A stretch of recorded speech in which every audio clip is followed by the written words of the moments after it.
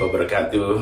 Untuk seluruh saudara-saudara sebangsa di Indonesia, izinkan kami menyampaikan salam ta'zim dari Arafah. Hari ini wukuf di Arafah 15 jam panjangnya. Ini yang terpanjang, yang hanya berulang 33 tahun yang akan datang. Kita semua mendoakan, kita semua melafalkan La ilaha illallah wahdahu la syarikalah, lahul mulku wa lahul hamdu wa huwa ala kulli syai'in qadir. Itu adalah yang kita lafalkan di sini sambil kita mendoakan untuk seluruh bangsa Indonesia. Insya Allah selalu diberikan kesehatan, diberikan keberkahan, dijauhkan dari mara bahaya, dan selalu dalam ridhonya, dalam ikhtiar untuk menghadirkan keadilan, untuk menghadirkan persatuan, untuk menghadirkan kemajuan. Insya Allah kita semua umat Islam akan menjadi umat yang membawa rahmah bagi alam semesta, rahmah bagi seluruh umat. Salam ta'zim untuk saudara-saudara semua di tanah air dan kami dari tanah suci mendoakan. Assalamualaikum warahmatullahi wabarakatuh.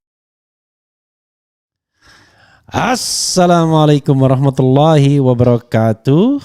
Sobat RH sekalian, jumpa lagi kita di channel yang keren ini. Keren, cadas. Kita sudah bisa takbir sebenarnya ya. Allahu Akbar, Allahu Akbar, Allahu Akbar. La ilaha illallah, Allahu Akbar. Allahu Akbar walillahil hamd. Ya, selamat Idul Adha ya, 1444 Hijriah. Tetap mohon maaf lahir dan batin, baik yang merayakannya hari ini maupun besok. Kalau saya besok ngikutin pemerintahan sudah kebiasaan dari dulu, walaupun aneh juga karena di Arab Saudi Idul Adha-nya hari ini, padahal Arab Saudi itu lebih lambat 4 jam dibandingkan kita. Ya adalah, nanti kita cari pemecahannya ke depan bagaimana biar tidak berbeda terus. Ya saudara sekalian, ini ada komentar dari Jimli As-Sidiki ya, yang mengatakan agar mencari pemimpin yang otentik, bukan boneka pasar. Jadi setelah dia menjadi imam, jadi khutbah ya di sela-sela Idul Adha ya, salat Idul Adha di Masjid Al-Azhar. Jimli As-Sidiki, pilih pemimpin yang otentik bukan boneka pasar. Suara.com, mantan Ketua Mahkamah Konstitusi Jimli As-Sidiki, sebenarnya dia masih masih anggota DPD tapi status ini nggak pernah ditulis. Mengingatkan agar masyarakat jangan memilih pemimpin yang dibentuk oleh pasar. Hal itu disampaikan Jimli jelang pelaksanaan pemilu dan pilpres yang digelar pada 2024 mendatang.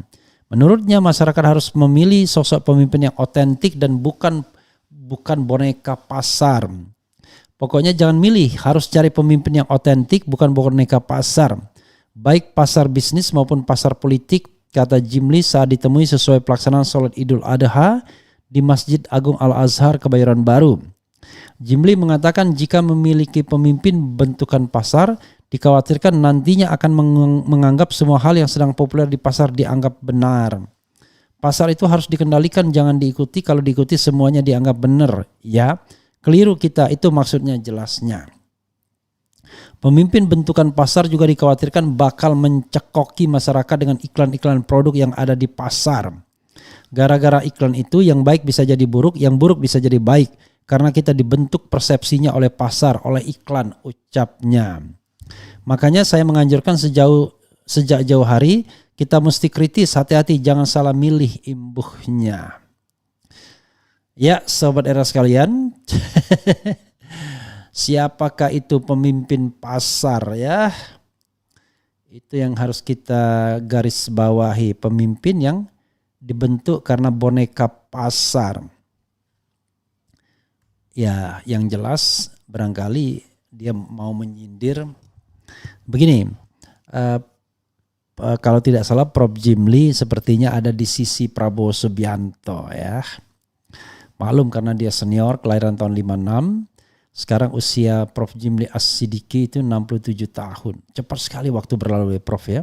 Karena saya ingat betul ya, ketika tahun 2006 saat dia berusia 50 tahun, saya mengucapkan selamat ulang tahun dan semoga beliau menjadi pemimpin nomor 1 di Republik ini.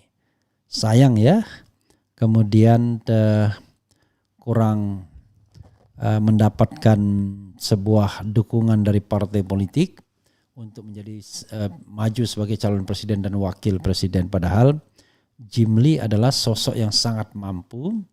Sayang memang dia tidak memiliki masa yang real, masa yang kuat. Ya kalau mungkin sekedar kelas-kelas menjadi senator DKI bisalah. Tetapi untuk menjadi calon presiden dan wakil presiden sepertinya belum beruntung.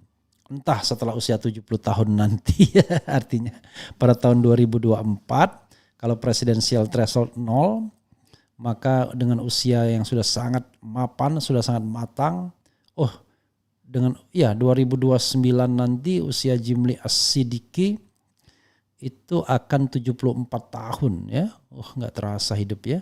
Dia kelahiran 56. Ya, 73 tahun. Sama seperti Prabowo Subianto sekarang, hampir. Apakah kemudian dia bisa menjadi pemimpin Indonesia ke depan? Kita doakan yang terbaik. Menurut saya kalau kita bandingkan jauh lah ya. Yang namanya Jimli As-Sidiki orang yang paham betul bagaimana bernegara. Rasanya tidak kalah lah dengan calon-calon yang disebut ya, Anies, Ganjar, Prabowo Subianto. Tapi sekali lagi memang kesempatan kadang-kadang tidak datang pada orang-orang terbaik. Kalau dibandingkan Ganjar saya kira ya Jimli masih unggul. Karena ya itulah saya kira ya memang kalau kita bicara tentang bentukan pasar ya salah satunya Ganjar bentukan pasar. Kalau Anies tidak. Kenapa saya katakan Anies tidak bentukan pasar? Karena Anies ini ya termasuk yang otentik. Menjadi pemimpin dia tidak mengendarai partai politik apapun. Tapi Ganjar mengendarai betul partai politik dan media sosial. Prabowo Subianto muncul sebagai pemimpin ya karena dia legacy dari kekuasaan. Ya dia punya legacy. Legasinya adalah seorang jenderal. Uangnya banyak. Kemudian juga mantan penguasa Orde Baru. Jadi di mana-mana uang mantan jenderal, uang banyak itu pasti akan mendapatkan tempat. Tapi kalau sipil biasa, uangnya nggak banyak, bisa mendapatkan tempat itu luar biasa. Jadi dalam konteks ini, kalau Anies tidak ada yang dia tunggangi. Ganjar kan menunggangi PDIP sesungguhnya, partai besar. Prabowo Subianto punya legacy sebagai orang kaya dan kemudian seorang jenderal. Tapi Anies Baswedan betul-betul pemimpin yang otentik yang tumbuh dari bawah. Tapi bukan boneka pasar, tapi pemimpin yang otentik. Kalau disuruh berdebat, saya kira nggak malu-maluin.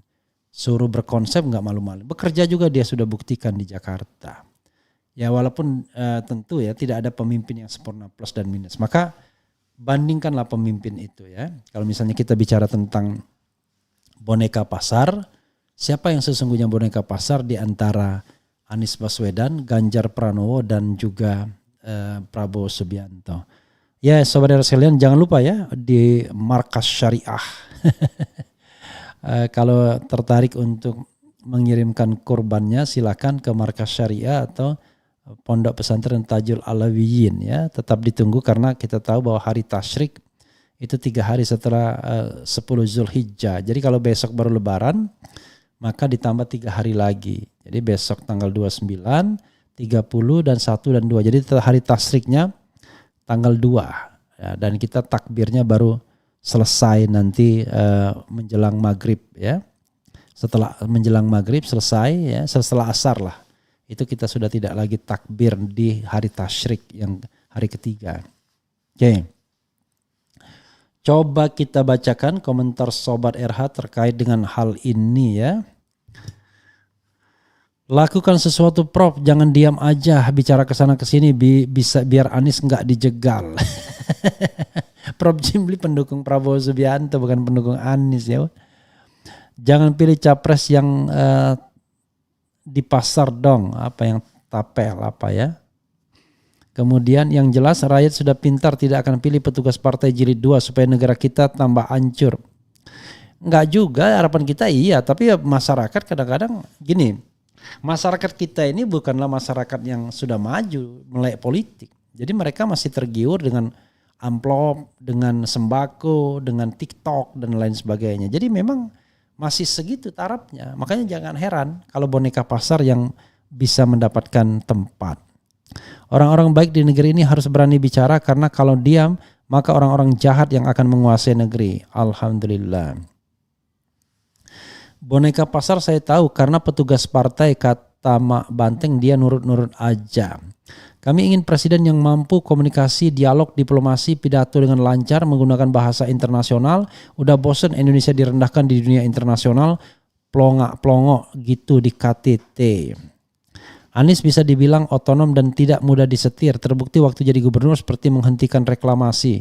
Sedangkan yang Ono sangat terlihat begitu manut ke ibu ketua sedari sekarang. Kalau bukan boneka harusnya ketua partai. Jimli ini siapa? Nggak jelas, nggak terkenal. Ah, ini ini RD Zadan ini kurang gaul rupanya ya. Masa Jimli nggak terkenal? Ya kalau terkenal rakyat beda lah. Tapi kalau terkenal di kalangan intelektual nggak kenal. Tapi kalau misalnya di polling ya sekarang ya belum tentu orang lebih kenal Jimli As-Sidiki ya dibandingkan Refli Harun. Karena masanya berbeda dan kita kan main media sosial terus. Tapi Jimli orang yang sangat dikenal publik sebelumnya. Bahkan disebut sebagai calon presiden. Ya saudara sekalian. Mudah-mudahan ya harapan Jimli tercapai. Pilihlah pemimpin yang otentik. Pemimpin yang bukan boneka pasar. Jadi pemimpin yang memang tumbuh dengan kekuatan dirinya sendiri. Bukan dikuat-kuatkan atau dibesar-besarkan. Bukan karena legacy sesuatu. Tetapi memang betul dia otentik. Muncul sebagai pemimpin. Itu saja sobat era sekalian ya. Selamat Idul Adha. 10 Zulhijjah 1444 Hijriah. Saya tidak menyebutkan 10 Zulhijjah itu tanggal berapa jatuhnya. Itu saja enak sekali mengumandangkan takbir sesungguhnya ya dalam kondisi dan saat ini saya senang sekali. Allahu Akbar, Allahu Akbar, Allahu Akbar. La ilaha illallah wallahu akbar. Allahu akbar walillahil hamd. Ya, itu saja saudara sekalian. Nanti kita takbir terus sampai hari tasyrik. Wassalamualaikum warahmatullahi wabarakatuh. Ciao.